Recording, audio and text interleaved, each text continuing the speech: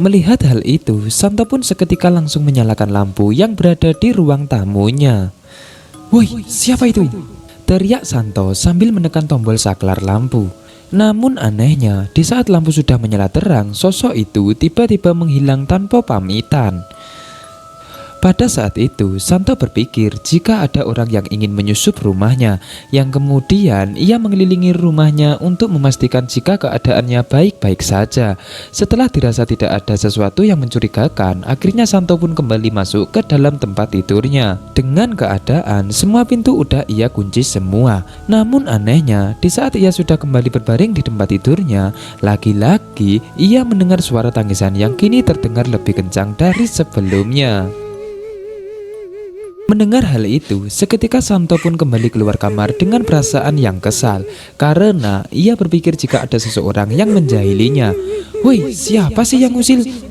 Yang akhirnya Santo pun memutuskan untuk duduk di kursi yang berada di ruang tamu dan ia menyalakan semua lampu yang ada di rumahnya. Belum lama Santo duduk di ruang tamunya, tiba-tiba ia melihat jika ada seseorang yang terlihat wira-wiri di depan rumahnya. Mengetahui hal itu, Santo pun seketika terkejut bukan main. Yang lalu ia keluar rumah sambil berteriak, "Woi, siapa itu?" Namun anehnya, sosok yang tadinya wira-wiri itu hilang begitu saja. Setelah kejadian itu, tiba-tiba Santo mencium aroma yang sangat busuk yang kira-kira itu berasal dari samping rumahnya. Santo pun berjalan perlahan mengikuti aroma tersebut dan semakin lama aroma itu tercium semakin kuat. Dan benar saja, sesampainya Santo di samping rumahnya, ia melihat sesosok penampakan makhluk yang tidak kasar alias makhluk halus yang biasanya orang-orang menyebutnya dengan sebutan genderuwo. Sosok tersebut berdiri tegak dengan tubuhnya dipenuhi bulu-bulu layaknya seekor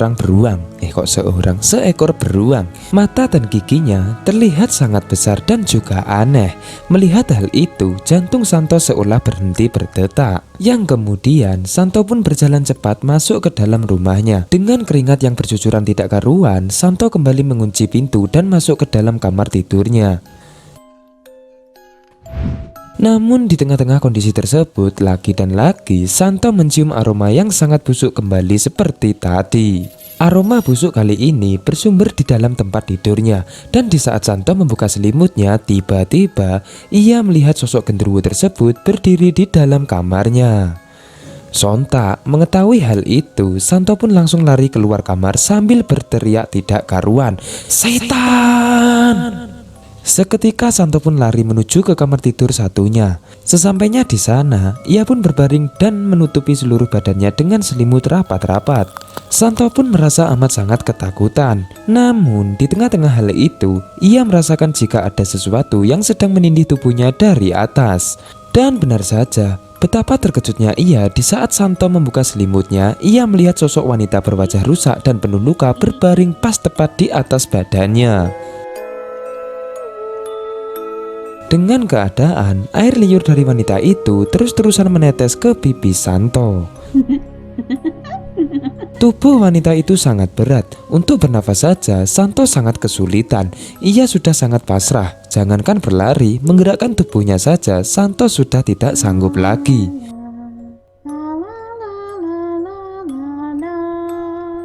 Singkat cerita, Santo pun ditemukan oleh tetangga sekitar dalam keadaan tidak sadar. Karena menurut tetangganya, Santo ini sudah tidak keluar rumah dari beberapa hari yang lalu.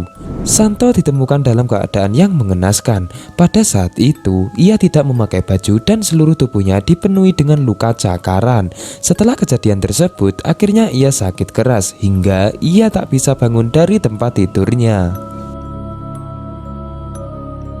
Hari demi hari telah Santo lalui. Rasa sakit yang ia rasakan sangat sulit untuk dijelaskan. Ketika azan subuh berkumandang, ia merasa jika tubuhnya seperti ditusuk-tusuk oleh seseorang. Dan setiap jam 11 siang, ia merasa kedinginan yang tidak karuan. Namun di saat jam 6 hingga jam 10 malam, ia selalu muntah-muntah.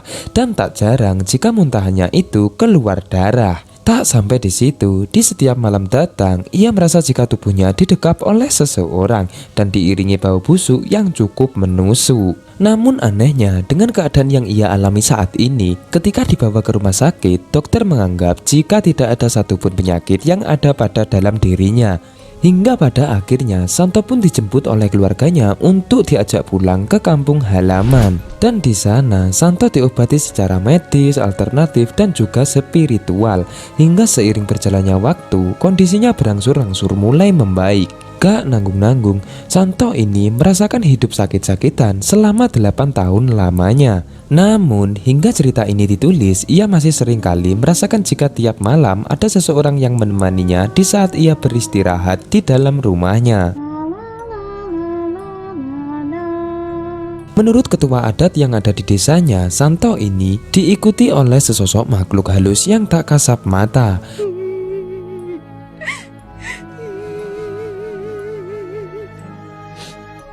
Semua itu terjadi karena perbuatannya yang datang ke tempat pesugihan dan melakukan perjanjian dengan setan. Kekayaan yang sudah ia dapatkan kini sudah habis untuk biaya perawatan. Dan semenjak Santo sakit pada waktu itu, ia seketika dipecat dari perusahaannya. Bahkan Santo juga diusir dan tidak diperbolehkan untuk kembali ke kontrakannya.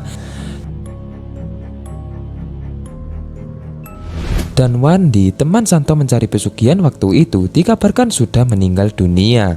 Ia meninggal di dalam kamar mandi tempat ia bekerja, dengan keadaan telanjang dada dan badan dipenuhi dengan luka cakaran.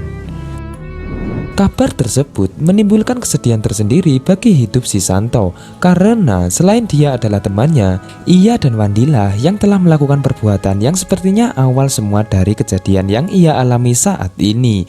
Dengan dibagikannya pengalaman yang ia alami saat ini, Santo sangat berharap untuk tidak ada lagi orang-orang yang ada di luar bernasib sama seperti yang ia alami saat ini. Karena pada dasarnya menyekutukan Tuhan adalah tindakan yang tidak bisa dimaafkan. Gunung Kemukus adalah tempat sakral yang di dalamnya ada sebuah makam yang seharusnya digunakan sebagai tempat berziarah dengan tetap berdoa kepada Tuhan Yang Maha Esa.